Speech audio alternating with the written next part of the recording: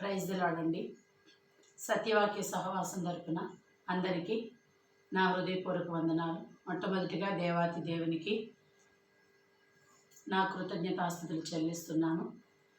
ఈ మధ్యాహ్న సమయంలో అనగా శుక్రవారము ఉపవాస పండుగ దినమందు దేవుడు మనతో మాట్లాడుచున్నటువంటి దైవ సంబంధమైన వర్తమానం, దేవుడు మనతో మాట్లాడుచున్నటువంటి దైవ సంబంధమైన వర్తమానాన్ని వినడానికి దేవుడు మనల్ని అందరినీ ఇక్కడ సమకూర్చినందుకు దేవాతి దేవునికి కృతజ్ఞతాస్తుతులు చెల్లిస్తున్నామండి. దేవునామానికి స్తోత్రం కలుగును గాక. బైబిల్ గ్రంథంలో నుంచి మనకి 66 పుస్తకాలు ఉన్నాయి. ఈ 66 పుస్తకాల నుంచి మనకి 39 పాత నిబంధన, 27 కొత్త నిబంధన. పాత నిబంధన, క్రొత్త నిబంధన. చాలా వరకు పాత నిబంధన అనగానే అందరికీ ధర్మశాస్త్రం గుర్తొస్తుంది.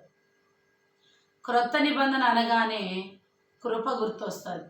అంటే పాత నిబంధన ప్రేమను చూపిస్తుంటే క్రొత్త నిబంధన కృపను చూపిస్తుంది. దేవునికి స్తోత్రం.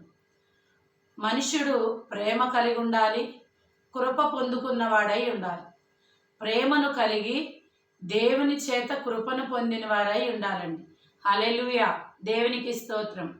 చూద్దాము, చిన్న విశ్లేషణ చూద్దామండి. ఆది కాండము నుంచి మలాకి వరకు మనకి 39 పుస్తకాలు ఉన్నాయి. ఈ 39 పుస్తకాల్లో ఆది కాండము నుంచి ద్వితీయోపదేశ కాండం వరకు పంచమ గంధాలు, పంచస్కందము, పంచమ పుస్తకాలు, కాండాలు అనేది ఇక్కడ జరిగింది. పంచమ కాండాలు. అలాగే యెహోషువ నుంచి ఎస్తేరు వరకు,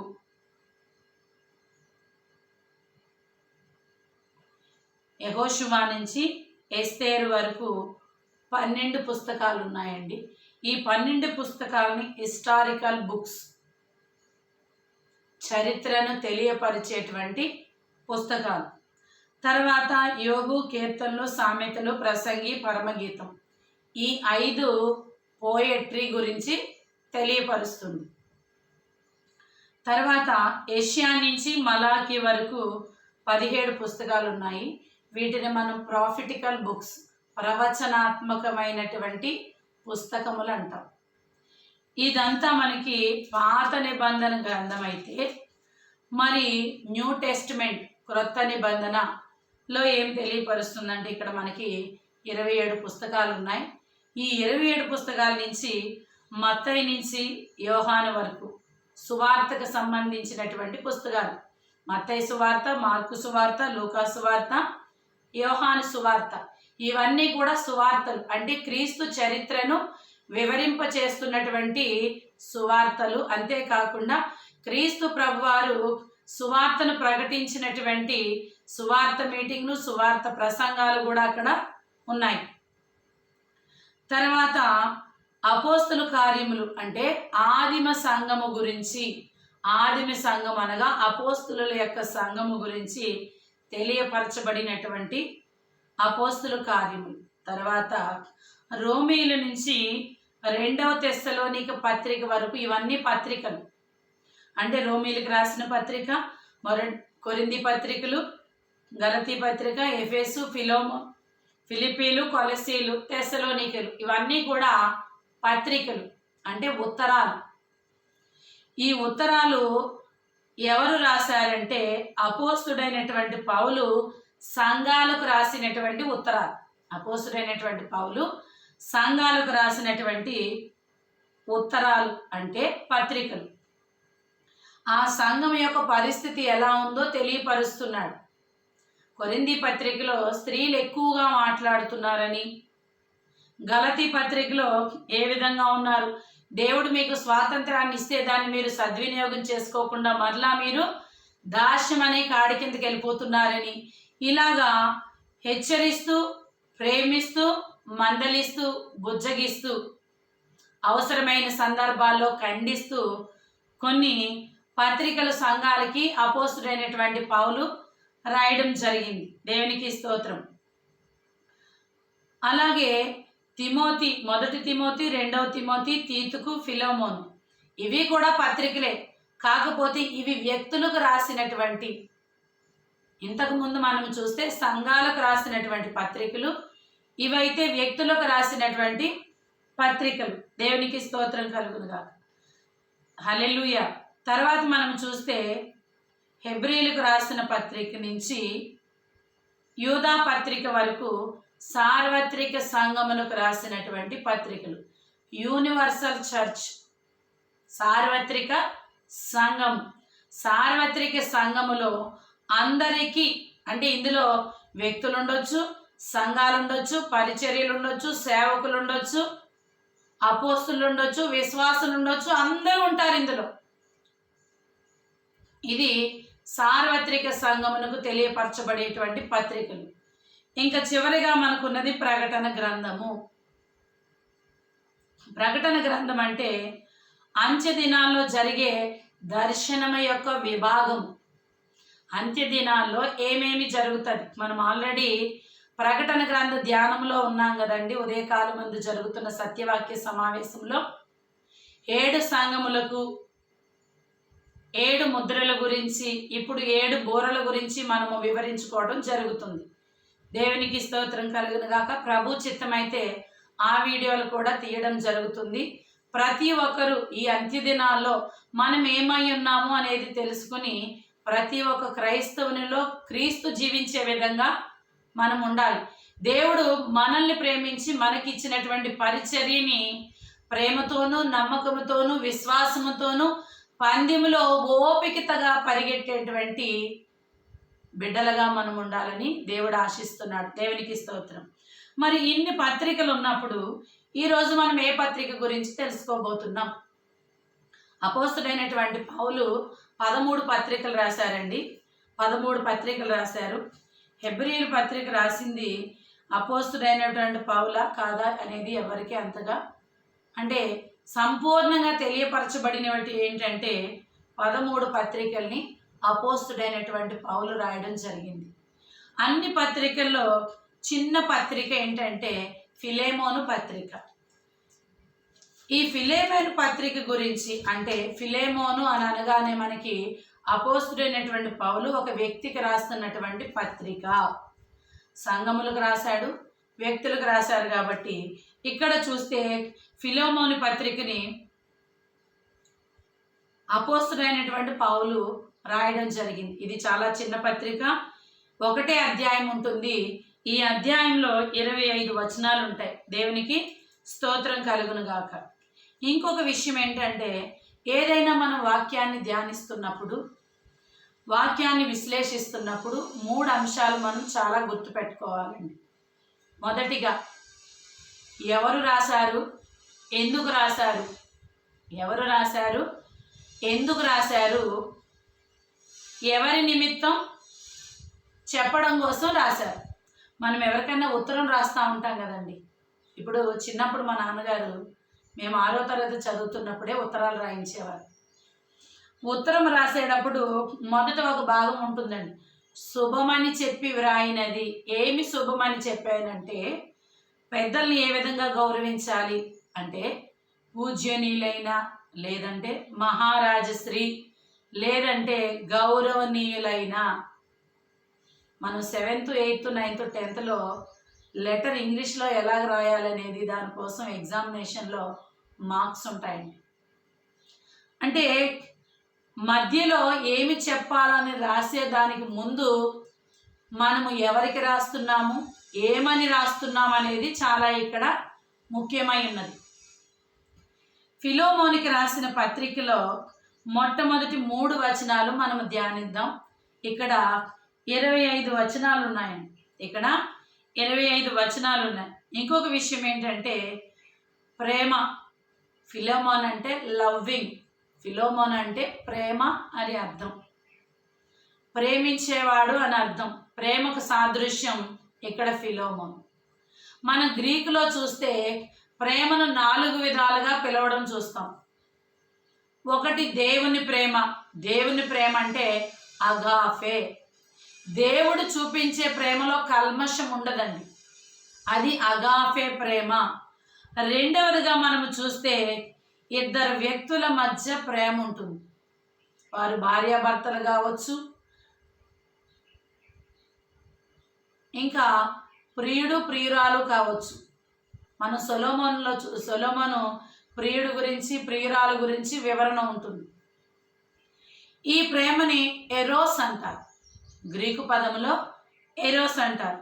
తర్వాత ఇంకొక ప్రేమ ఏంటంటే బంధువుల మధ్య ఉండే ప్రేమ, లేదంటే సహోదరి సహోదరుల మధ్య ఉండే ప్రేమ. అంటే అన్న చెల్లెళ్ళు, బంధువులు ఎవరైనా సరే ఈ ప్రేమను ఏమని పిలుస్తామంటే స్టోర్కే. స్టోర్కే అనేటువంటి గ్రీకు పదం ఇక్కడ వాడబడింది.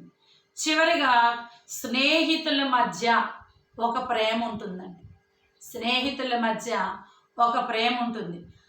ఆ ప్రేమని ఫిలియో అంటారు. ఆ ప్రేమని ఫిలియో అంటే ఫిలోమోను అని. అంటే అపోస్తుడైనటువంటి పౌలు ప్రేమతో రాస్తున్నాడు. ఏమి ప్రేమ? జత పనివాడు, తోటివాడు, ఫిలేమోన్.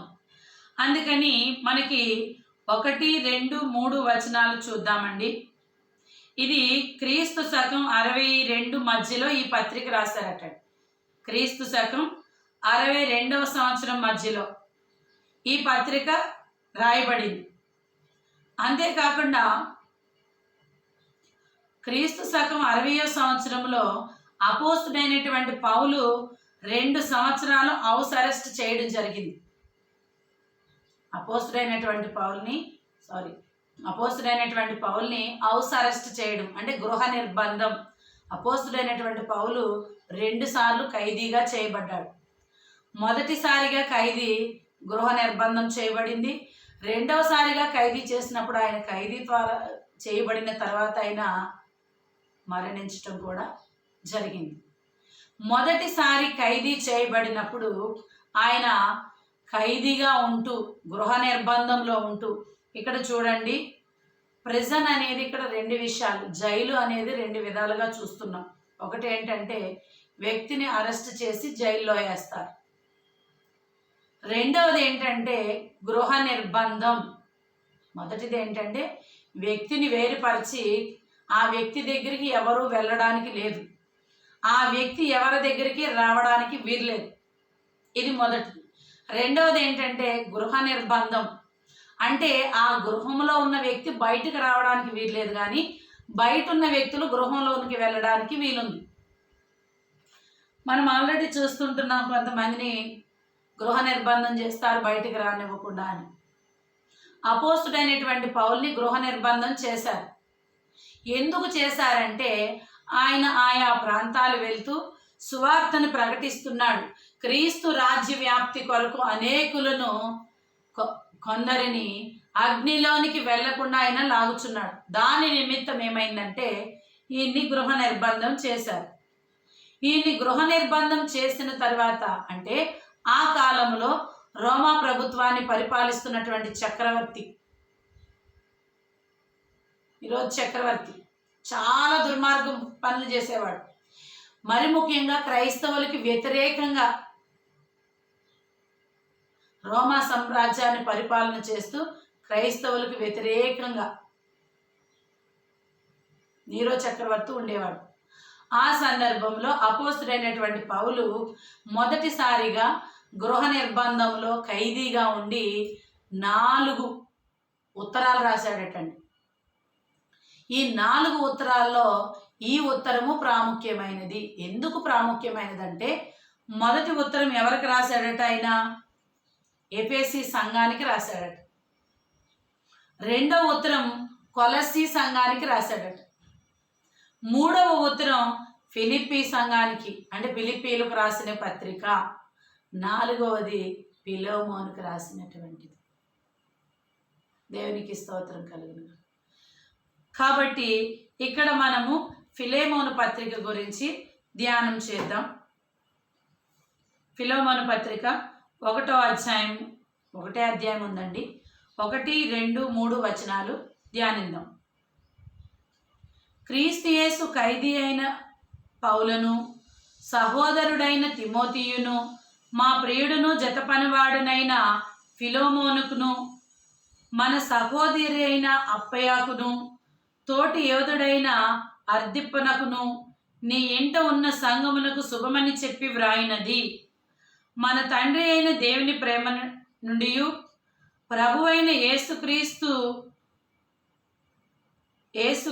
నుండి కృపయు సమాధానమును మీకు కలుగునుగాక. శుభము చెప్పాడు.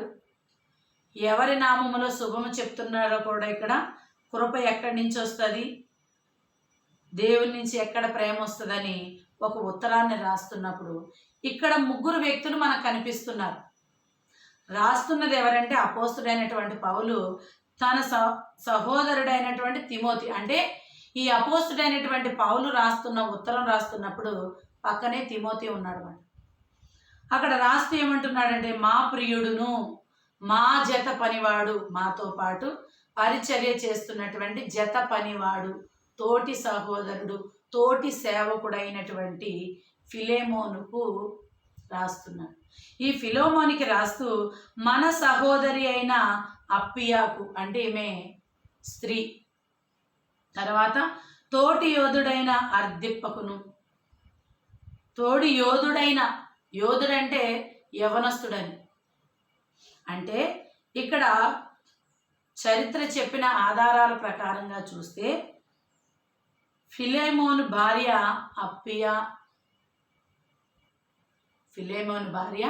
అప్పియ, వీరిద్దరికీ పుట్టినటువంటి కుమారుడు అర్దిప్ప అని చరిత్ర వివరిస్తుంది. అంటే అపోస్తుడైనటువంటి పౌలు ఒక కుటుంబానికి రాస్తున్నటువంటి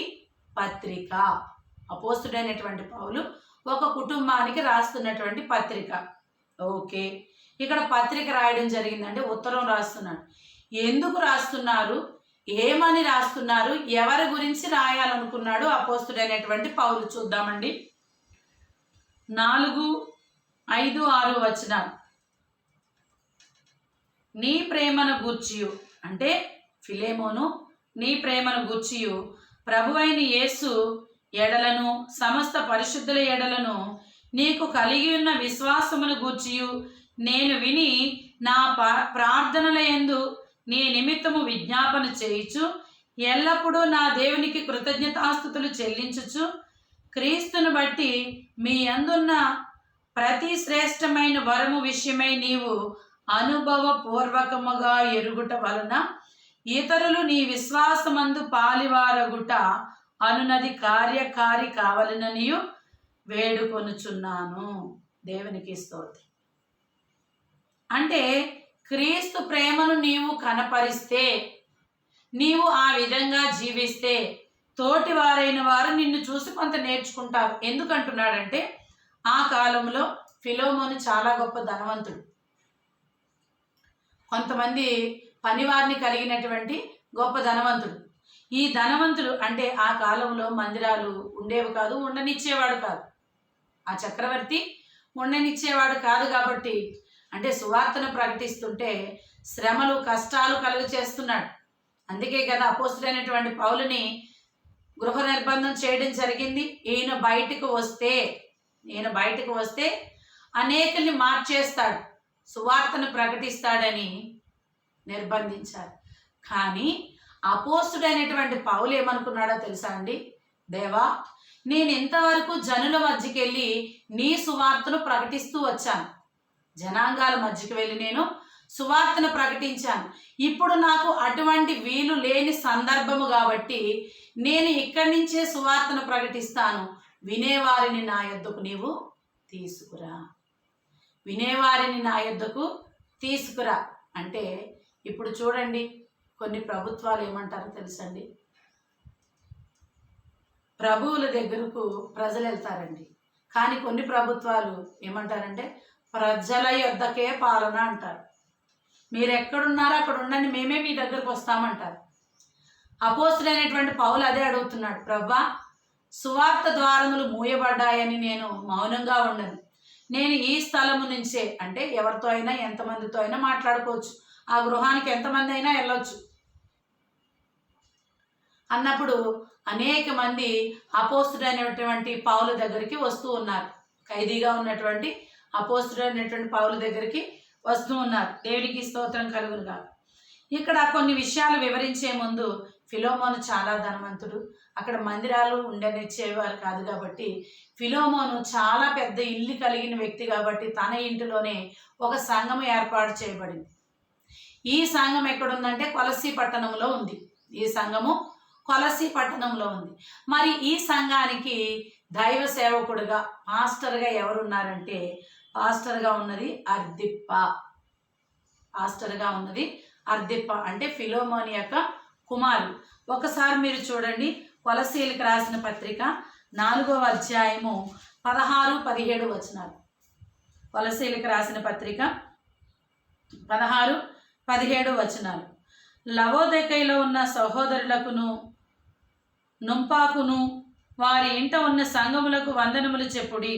ఈ పత్రిక మీరు చదివించుకొనిన తరువాత లవోదికయ వారు వారి సంఘములోను చదివించుడి. లవోదికయు రాసి పంపిన పత్రికను మీరు చదివించుకొనుడి. మరియు ప్రభువునందు నీకు అప్పగింపబడిన పరిచర్యను నెరవేర్చుటకు దాని గూర్చి జాగ్రత్త పడమని అర్దిప్పతో చెప్పుడి. అంటే లవోదికయ సంఘం కూడా కొలసీ దగ్గర, అంటే ఆ ఉత్తరాన్ని మీరు ఇక్కడ చదువుకోండి, ఇక్కడ ఉత్తరాన్ని అక్కడ. అంటే కొలసీకి లవోదికయ సంఘానికి ఎంతో దూరం లేదు.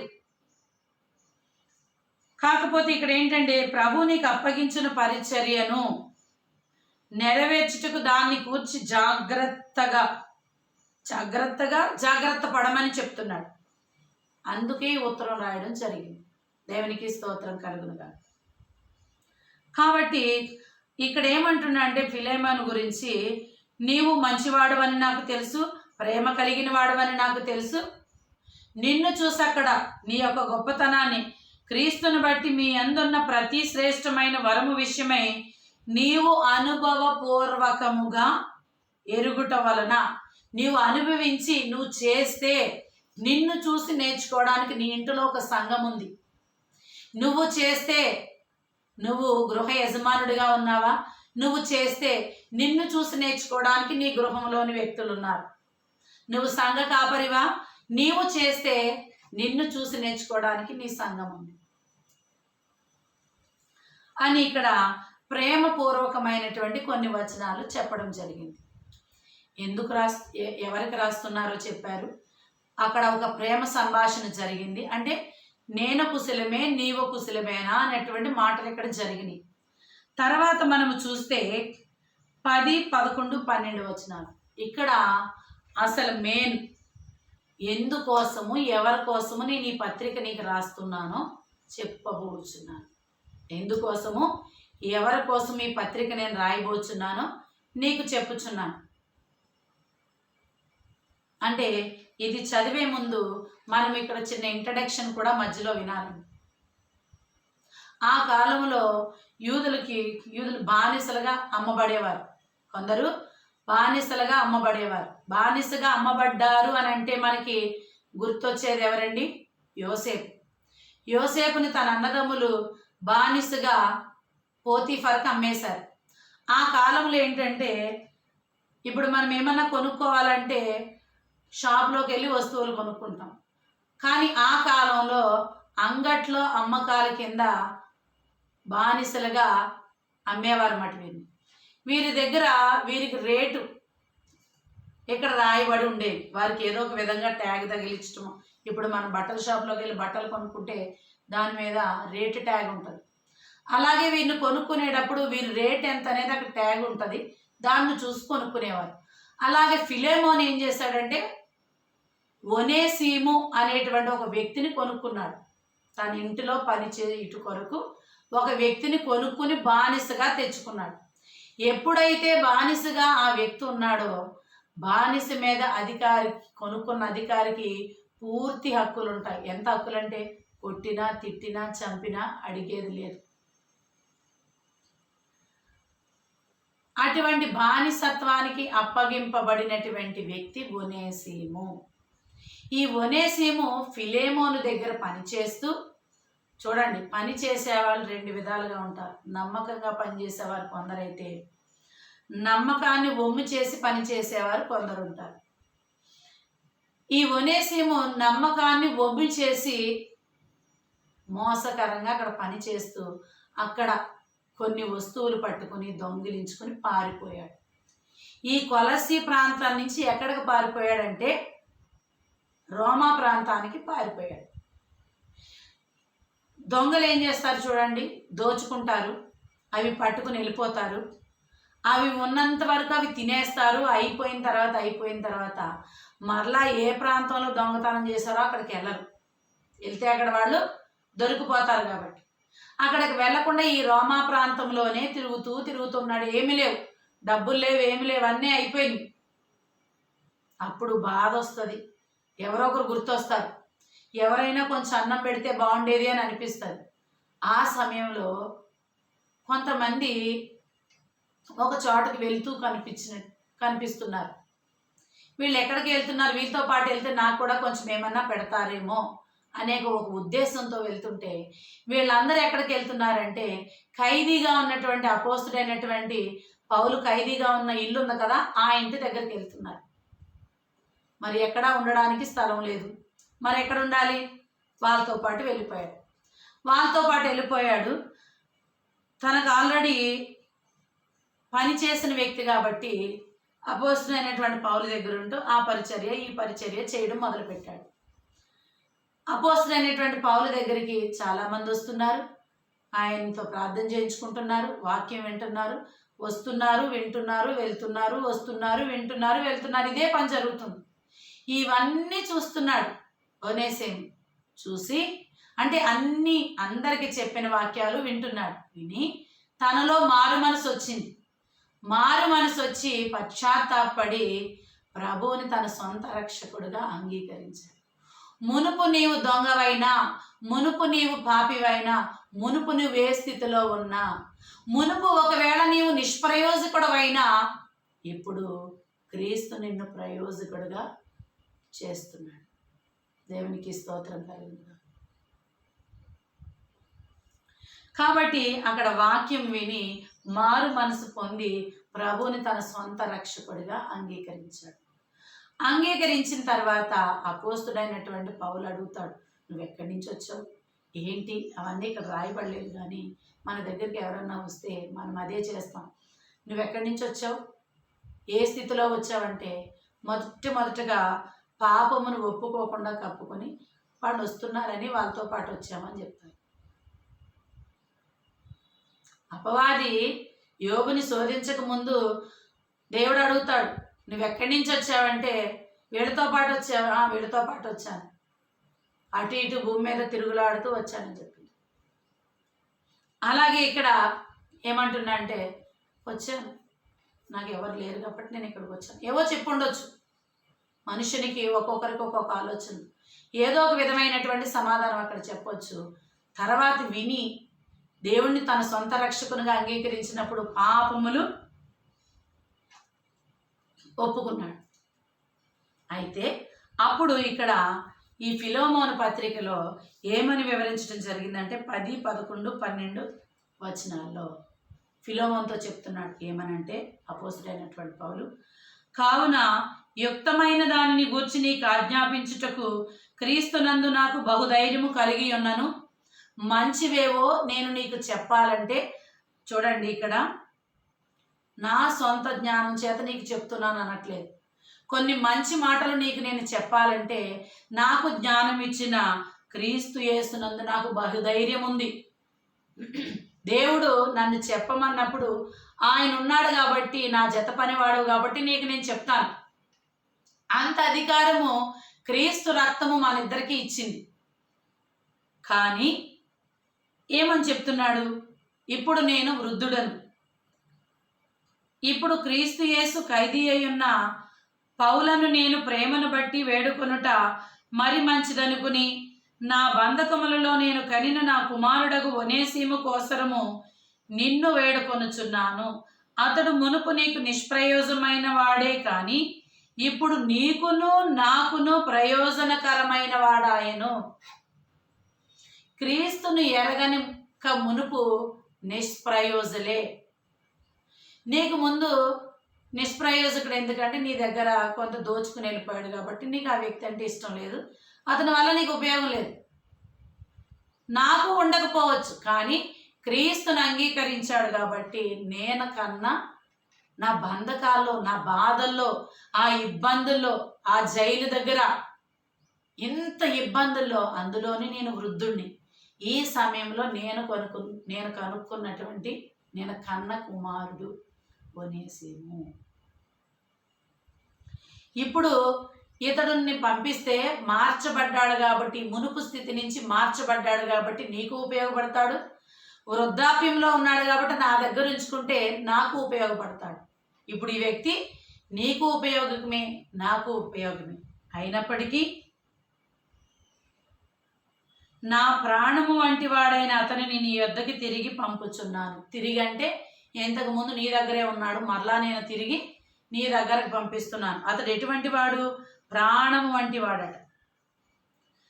నేను సువార్త కొరకు బంధముల్లో ఉండగా నీకు ప్రతిగా అతడు నాకు పరిచారము చేయి నిమిత్తము నా యొద్ద అతన్ని ఉంచుకొనవలనని యుంటిని గాని నీ ఉపకారము బలవంతము చేతనైనట్టు కాక స్వేచ్ఛాపూర్వకమైనదిగా ఉండవలనని నీ సమ్మతి లేక ఏమీ చేయుటకు నాకు ఇష్టము లేదు.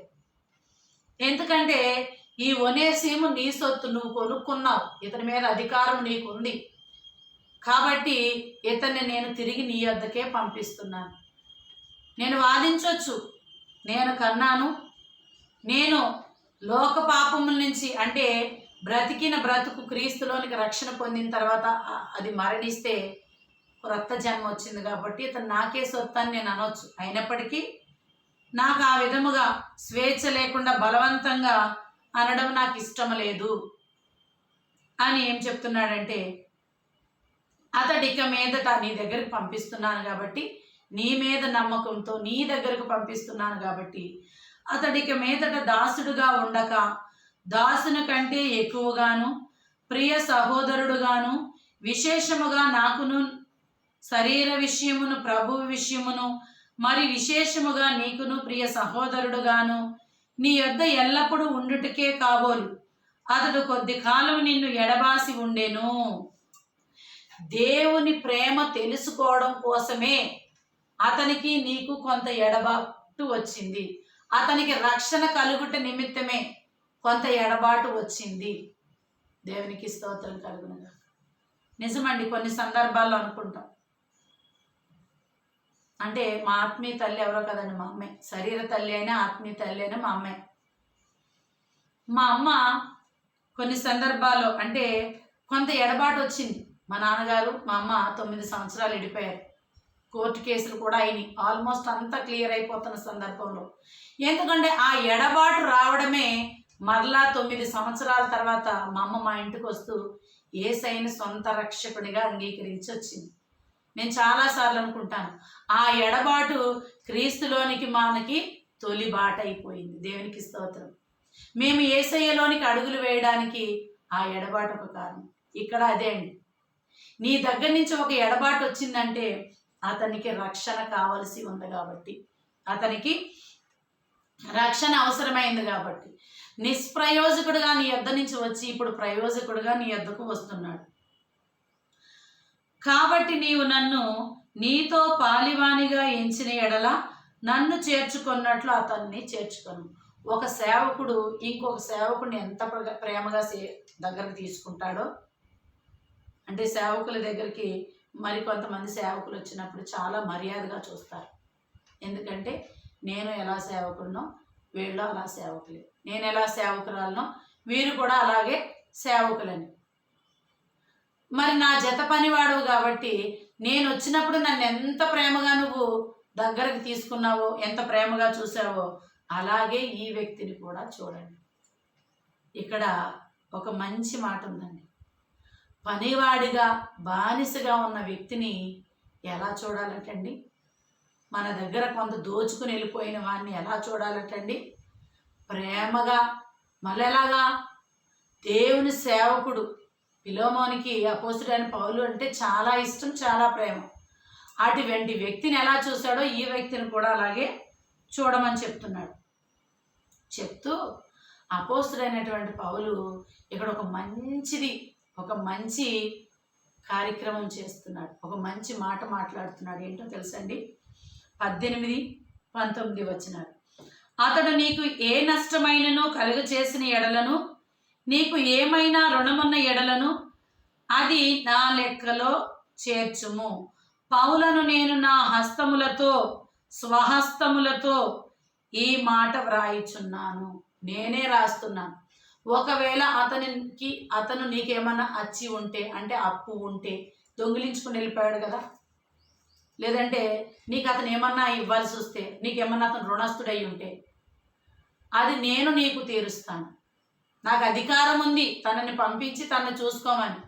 అయినప్పటికీ అధికారాన్ని నేను ఉపయోగించకుండా అతను నీకేమన్నా ఇవ్వాల్సి ఉంటే అది నేను ఇస్తాను. ఇదండి కృప.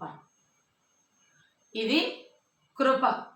తర్వాత వచనాల్లో కూడా చూస్తే, అన్ని విషయములోను క్రీస్తునందు నా హృదయమునకు విశ్రాంతి కలుగు చేయము. ఉత్తరం ముగింపులోకి వచ్చేసింది. ముగింపులోకి వస్తున్నప్పుడు ఓకే, మేమందరం బాగానే ఉన్నాం, మీరందరూ బాగానే ఉన్నారని మాట్లాడతారు కదా. అంతేకాదు, నీ ప్రార్థన మూలముగా నేను నీకు అనుగ్రహింపబడుతునని నిరీక్షించుచున్నాను గనుక నా నిమిత్తము బస సిద్ధము చేయి. నేను వచ్చినప్పుడు నువ్వు నాకు భోజనం పెట్టు, ప్రేమను చూపించు అన్నప్పుడు ఇక్కడ ఒక మంచి మాట మనం చూస్తున్నాం. అంటే ఈ ఫిలోమోను పత్రిక ద్వారా దేవుడు మనకి ఏం తెలియపరుస్తున్నాడు? ఈ ఫిలోమోను పత్రిక 3 క్యారెక్టర్స్ మాత్రమే స్పెసిఫికేషన్గా ఉన్నాయి. అంటే 3 వ్యక్తులు మాత్రమే.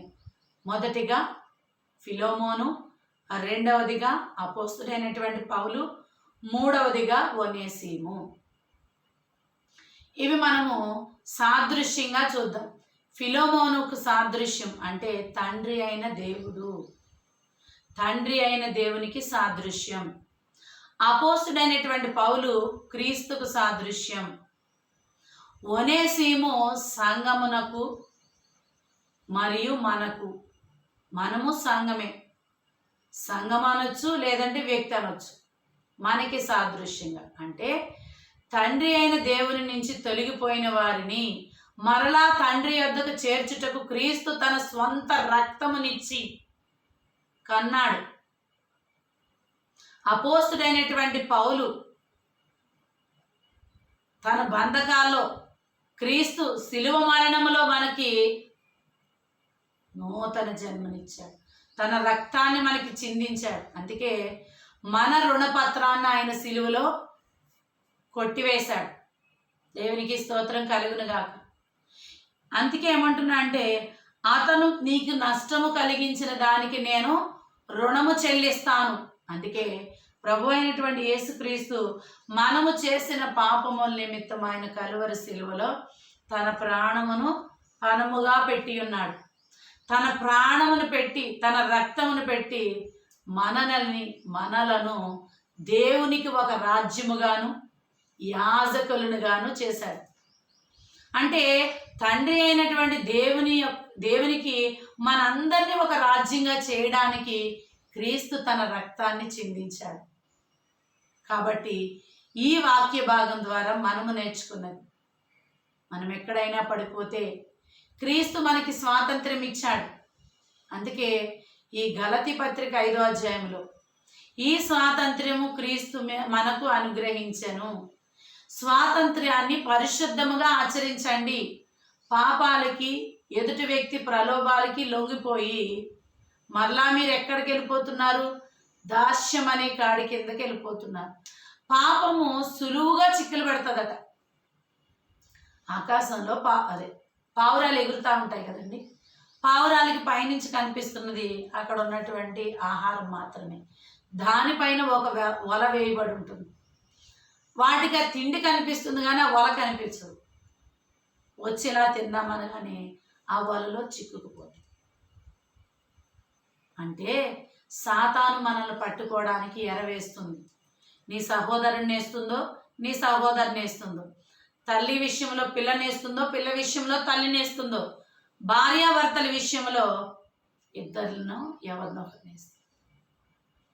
ఎవరినొకరిని ఎరగా వేస్తుంది నిన్ను పట్టుకోవడానికి. వారి బలహీనతలను ఆధారం చేసుకుని నిన్ను పట్టుకోవడానికి సాతాను చూస్తుంది.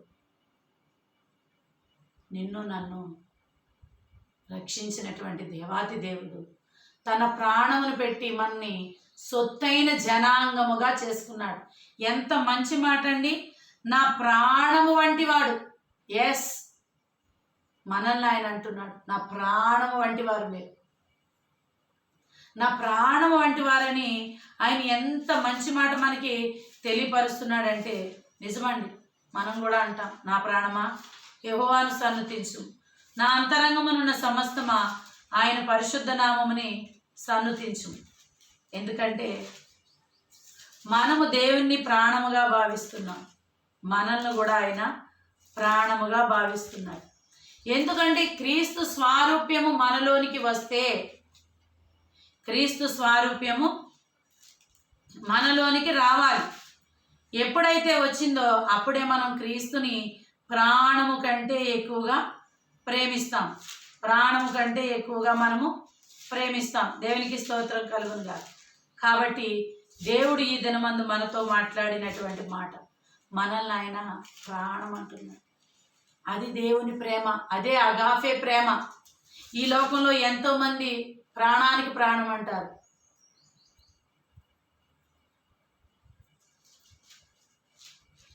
ఎవరెవరు ఎదురవుతుంటారు, ప్రాణానికి నా ప్రాణం అంటారు. ఎవరికి ఎవరు ఈ లోకంలో, చివరికి యేసే పరలోకంలో. అవును, ఎంతోమంది వచ్చి నువ్వు నా ప్రాణం అంటారు, నువ్వు నా ప్రాణం, నువ్వు లేకపోతే నేను లేనంటారు. ఆ వ్యక్తి చనిపోయినప్పుడు ఆ వ్యక్తితో పాటు వీరు చనిపోరు, ఆ వ్యక్తితో పాటు వీరు చనిపోరు. కాబట్టి మనల్ని ప్రాణముగా ప్రేమిస్తున్న మన యేసయ్యను, మనల్ని ప్రాణముగా ప్రేమిస్తున్నటువంటి మన యేసయ్యను మనము కూడా ప్రాణముగా ప్రేమించాలి. దేవునికి స్తోత్రం కలుగునుగాక. కడవరి దినాల్లో ఉన్నాము, భయంకరమైన దినాల్లో ఉన్నాం. కాబట్టి మనమందరము ప్రభు వైపు తిరిగి ఎల్లప్పుడూ ఆయన స్తుతించేవారముగా ఉందుముగాక. దేవుని నామానికి స్తోత్రములు. చెప్పబడినటువంటి వాక్య భాగము ద్వారా దేవుడు మనతో మాట్లాడి ఉన్నాడు. అందుకే ఒక వాక్యం ఏమని ఉంటుందంటే, మనల్ని మనల్ని ఏమన్నా చేస్తేనట ఆయన కన్నుగుడ్డును ముట్టునట్టే, ఆయన కన్నుగుడ్డును ముట్టినట్లే. మనం చూడండి, కంటికి ఏదన్నా దెబ్బ, అబ్బా ప్రాణం పోయిందని అనిపిస్తుంది. చూడండి, జకర్యా రాసిన గ్రంథము 2వ అధ్యాయము 8వ వచనం. సైన్యములకు అధిపతియగు యెహోవా సెలవిచ్చినదేమనగా, మిమ్మును ముట్టినవాడు తన కనుగుడ్డును ముట్టిన వానిని ఎంచి తనకు ఘనత తెచ్చుకొనదలిచి మిమ్మను దోచుకొనిన అన్యజనుల యొద్దకు ఆయన నన్ను పంపి ఉన్నాడు. మిమ్మును ముట్టినవాడు అంటే మనల్ని ముడితే, ఒక శత్రువు మన మీద ఏమన్నా చెయ్యాలని మనల్ని చూస్తే మనకంటే ముందు ఆయన కన్నుగుడ్డును ముట్టినట్టు. అందుకే కన్నులు ఇచ్చినవాడు కానకుండునా, చెవులు ఇచ్చినవాడు వినకుండునా. ఒక దైవ సేవకుడు ఎక్కువగా ఈ మాట ఉపయోగిస్తాడు ప్రకటన గ్రంథంలో కూడా. చెవి గలవాడు వినుగాక. మరి కళ్ళు ఇచ్చిన వాడు కానకుండాడండి, మనల్ని ఎవరో వచ్చి శత్రువు మనల్ని తాకుతుంటే ఆయన చూస్తూ ఉంటాడా? ఆయన మనకి అగ్ని ప్రాకారంగా, అక్కడే మనకి అదే 2వ అధ్యాయం 5వ వచనంలో ఆయన మనకి అగ్ని ప్రాకారం కట్టాడట. నేను దాని చుట్టూ అగ్ని ప్రాకారముగా ఉందును, నేను దాని మధ్యను నివాసినై మహిమకు కారణముగా ఉందును. ఇదే యెహోవా వాక్కు. అక్కడ యెహోవా చెప్పాడు, ఇక్కడ సైన్యములకు అధిపతి యెహోవా చెప్తున్నాడు. నా సైన్యమును నీకు నేను కావలిగా ఉంచుతాను. దేవునికి స్తోత్రం కలుగును. ఈ ఫిలోమోను పత్రిక ద్వారా దేవుడు మనతో మాట్లాడి మనము ఏమై ఉన్నామో తెలియపరిచాడండి. మనము ఏమై ఉన్నామో తెలియపరిచాడు. మనము ఈ లోకములో అన్ని విషయములో మేలైన దాన్ని అనగా క్రీస్తు స్వారూప్యములోనికి మనం వస్తే ఏది మేలు ఏది కీడో తెలుస్తుంది. ఏది నేత్రాస, ఏది జీవపడంబము, ఏది శరీరాసో తెలుస్తుంది. వాటిని విడిచిపెట్టి ప్రభు రాకడలో మనం అందరము ఎత్తబడే సంఘములో ఉందుముగాక. చిన్న ప్రార్థన చేసుకుని ముగించుకుందామని. సర్వ సృష్టికి కారణభూతుడైన దేవా, నీకు వందనాలు తెలియపరుస్తున్నాం. ఈ సమయంలో ఫిలోమోను పత్రిక ద్వారా మీరు మాకు వివరించినటువంటి వాక్య భాగంను బట్టి మీకు వందనాలు. ఇది అనేక జనుల మధ్యలో నాయన, యూట్యూబ్లో ఎంతమంది అయితే చూస్తున్నారు, అయా సోషల్ మీడియా మాధ్యమాల్లో ఎంతమంది అయితే ఈ వర్తమానాన్ని వింటున్నారు, వారందరూ ప్రభా ప్రేమ కలిగి ఉండాలి నాయన. అవును నాయన, తండ్రి అయిన దేవుని ప్రేమను చూసిన వారు క్రీస్తు కృప. తండ్రి, నీవు ప్రేమ గలవాడవు కాబట్టి నాయన, నీ సొంత కుమారుణ్ణే పంపించి నీ ప్రేమను చాటుకున్నావు నాయన. క్రీస్తు అయిన దేవా, నీవు నీ కృపను చూపించుట కొరకు నీ ప్రాణాన్నే ఇచ్చేసావు తండ్రి. ఎంత గొప్ప దేవుణ్ణి కలిగిన మేము నీ సన్నిధిలో ప్రార్థించటానికి, నీ సన్నిధిలో నిన్ను ఆరాధించడానికి నీవు ఇచ్చిన కృపని బట్టి వందనాలు. దేశంలో పరిస్థితులు బాగోలేదయ్యా. రాష్ట్రంపై రాష్ట్రము, దేశంపై దేశము నాయన భయంకరమైన పరిస్థితులు. క్రైస్తవులముగా ఉండి మేము రాకడ కొరకు కాదు నాయన, మేము ఎత్తబడడానికి సిద్ధపడాలి. ఎత్తబడే సంఘములో, సార్వత్రిక సంఘములో మేము ఉండాలి నాయన. అట్టి రీతిగా ఈ వాక్యాన్ని విన్న ప్రతి ఒక్కరితో మీరు మాట్లాడండి. శ్రమ నిలిచిపోతుంది, కష్టం నిలిచిపోతుంది, అన్నీ ఇక్కడ ఆగిపోతాయి నాయన. ఈ 7 ఏళ్ల శ్రమలు చూడకుండా మమ్మల్ని నాయన నీ యొద్దకు తీసుకెళ్తుటకు శక్తిమంతుడివై తండ్రి కుడి పార్శ్వమందున నువ్వు లేచి ద్వారము దగ్గర నిలిచి ఉన్నావు ప్రభా.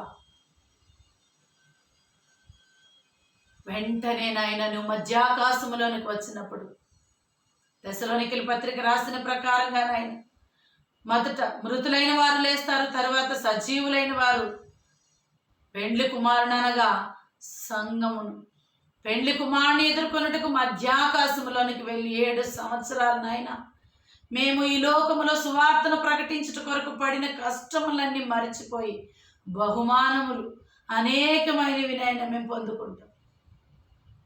మీరు మాట్లాడిన విధానం బట్టి మీకు వందనాలు తెలియపరుస్తూ, ఈ వాక్యాన్ని వింటున్న వారు ఎవరైనా బలహీనలు ఉంటే వారిని ముట్టండి, స్వస్థపరచండి.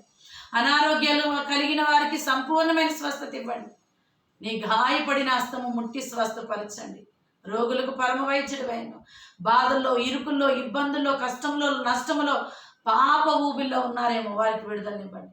భార్యాభర్తల బంధాన్ని పాడు చేస్తూ పాపపు వ్యభిచారాత్మలు పనిచేస్తున్నాయి లోకములోనే, వాటిని నీ నామములో బంధిస్తున్నారు ప్రభు.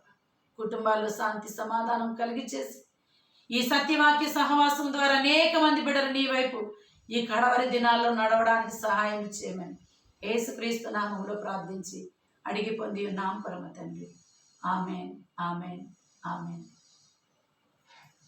అందరికీ ప్రైజ్ లాడండి. సత్యవాక్య సహవాసం యూట్యూబ్ ఛానల్ దేవుని యొక్క పిలుపుని బట్టి 2011లో దేవుడు నాకు ఈ సత్యవాక్య సహవాసం యూట్యూబ్ ఛానల్ ప్రారంభించమన్నాడు. నేను ప్రారంభించి వదిలేశానండి. 26 సంవత్సరాల నుంచి దేవుడు నన్ను సేవా పరిచర్యకి పిలుస్తున్నా. నాకు బలమైన సాక్ష్యాన్ని దేవుడిచ్చాడు. ప్రభు చిత్తమైతే రానున్న దినాల్లో మీ అందరితో పంచుకోవడానికి నా కొరకు, నా కుటుంబం కొరకు, సత్యవాక్య సహవాసం సేవా పరిచర్య కొరకు ప్రార్థించండి. ఉదయం 5 గంటల నుంచి 6:30 వరకు సత్యవాక్య సహవాసంలో ఇప్పుడు ప్రకటన గ్రంథం ధ్యాన నిమిత్తాలు ఉదయకాలం మంది వాట్సాప్ కాల్ ఉందండి. ఎవరికైనా ఇంట్రెస్ట్ ఉన్నవారు మీరు రావచ్చు. దేవునికి స్తోత్రం కలుగును.